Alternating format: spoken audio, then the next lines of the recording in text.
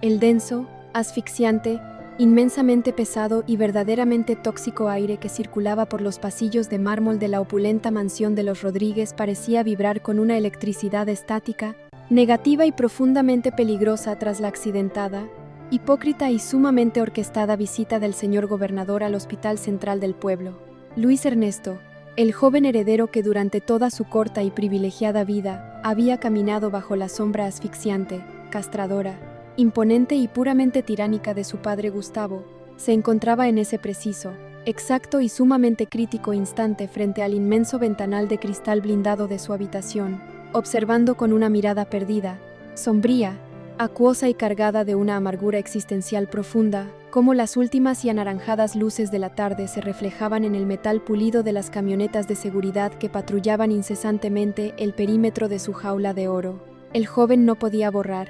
eliminar ni mitigar de su atormentada, confundida y sumamente herida mente la imagen de su hermano de vida, el valiente y noble ingeniero Renato Tirado, postrado en una rígida cama clínica, pero manteniendo una dignidad, una entereza, una nobleza y una fuerza moral que su propio padre, con todos sus millones mal habidos, sus influencias políticas compradas y sus tierras arrebatadas, jamás llegaría a poseer ni en 1.000.000 de vidas terrenales consecutivas.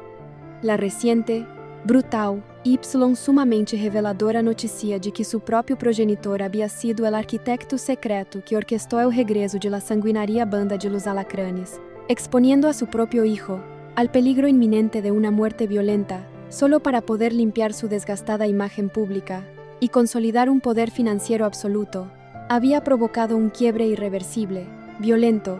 definitivo y verdaderamente demoledor en la psique del muchacho, transformando su antigua y ciega admiración filial en un asco profundo, un desprecio visceral y una sed de justicia que ya no podía ser silenciada por el dinero, los lujos o las amenazas habituales del frío patriarca. Simultáneamente, en otro rincón elegante, gélido y sumamente solitario de la lujosa residencia, la hermosa Rosa, hija única del poderoso y calculador gobernador, experimentaba una epifanía emocional igualmente dolorosa, cruda y profundamente transformadora, mientras recordaba el sabor amargo, metálico y puramente estratégico del beso que le había robado a Luis Ernesto en un intento desesperado por cumplir con las ambiciones dinásticas de sus respectivos padres. Rosa, una mujer inmensamente inteligente, observadora, sagaz y dotada de una sensibilidad humana que su entorno social de élite intentaba aniquilar constantemente, comprendió con una claridad deslumbrante, aterradora y puramente cristalina que ella era apenas una pieza de cambio, un simple, bonito y decorativo peón de ajedrez en un tablero de corrupción, mentiras y traición donde el amor era una palabra vacía y la lealtad se compraba con favores gubernamentales y contratos de obra pública. Al ver las fotografías que inundaban las redes sociales, donde su padre aparecía sonriente junto al héroe Renato en una farsa mediática asquerosa, Rosa sintió una náusea moral incontrolable e insoportable, sabiendo perfectamente bien que toda esa puesta en escena era una comedia macabra diseñada por Gustavo para encubrir sus crímenes recientes y que su propio progenitor, el hombre que juró proteger la ley, estaba siendo un cómplice activo, voluntario y sumamente eficiente en la destrucción sistemática de la Hacienda Cruz y de la vida del ingeniero que realmente había tenido el valor de salvar a la pequeña Lupita de una muerte segura bajo el fuego de las armas. La confrontación final, inevitable, ensordecedora y puramente destructiva entre Luis Ernesto y Gustavo, estalló de manera volcánica y brutal en el despacho principal de la mansión, un lugar rodeado de cuadros costosos, libros que nadie leía y muebles de madera fina que parecían testigos mudos y avergonzados de la descomposición moral de una familia herida de muerte. Luis Ernesto, con la voz temblorosa por la rabia contenida, pero inquebrantable por la convicción interna, enfrentó cara a cara al monstruo que le dio la vida,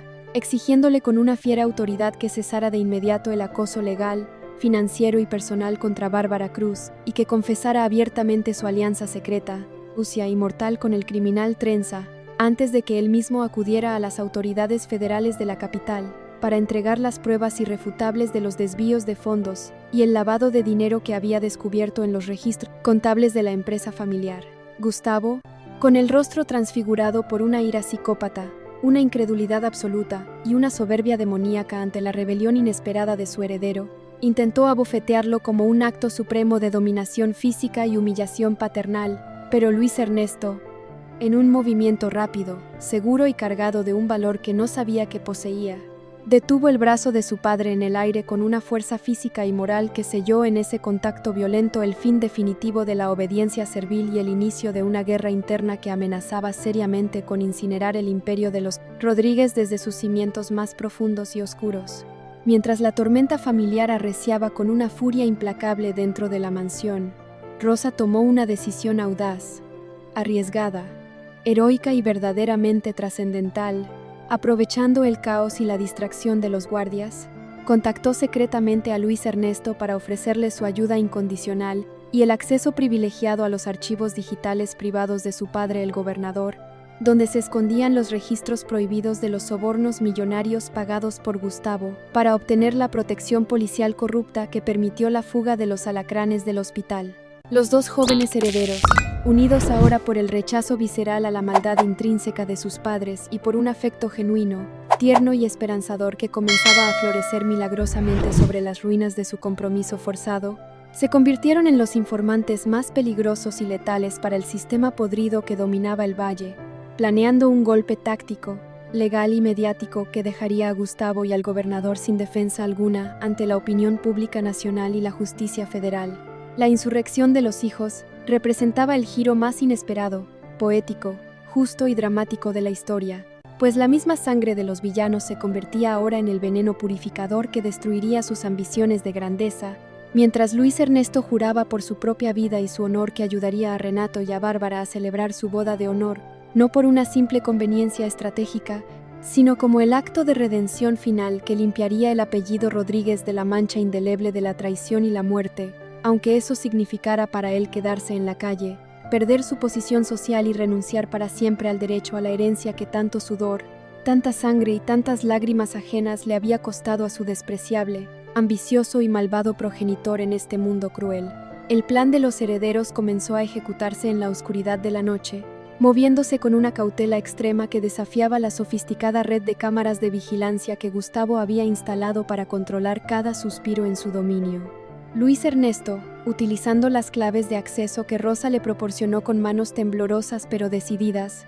logró infiltrarse en el servidor central de la oficina gubernamental, descargando gigabytes de evidencia que documentaban no solo los sobornos, sino también los planes de Gustavo para provocar un incendio provocado en los campos de la competencia para forzar la baja de los precios de la tierra. La magnitud del descubrimiento era tal que Luis Ernesto sintió un escalofrío recorriendo su espalda, comprendiendo que su padre no era solo un hombre ambicioso, sino un depredador social que disfrutaba con la ruina de los demás. Al salir de la mansión para encontrarse con Rosa en un punto ciego del jardín, ambos se miraron con una complicidad que trascendía lo romántico. Eran dos almas en busca de libertad, dos náufragos de la alta sociedad decididos a hundir el barco que los mantenía prisioneros. Sabían que, si los descubrían antes de entregar la información al periodista Arnaldo Luna, Gustavo no dudaría en tratarlos como enemigos del Estado, pero el miedo ya no tenía cabida en sus corazones, pues la verdad les había otorgado una armadura de dignidad que ningún arma podía perforar. Mientras tanto, Gustavo, ignorante de la traición que crecía bajo su propio techo, se servía un costoso coñac en su despacho, brindando por lo que él creía que era su victoria final sobre Renato y los Cruz. El magnate pensaba que al tener al gobernador de su lado y al ingeniero atrapado en una deuda impagable, el valle le pertenecía por derecho divino. No podía imaginar que su propia estirpe, el hijo que él consideraba débil y manejable, estaba en ese mismo momento entregando las llaves de su caída al enemigo.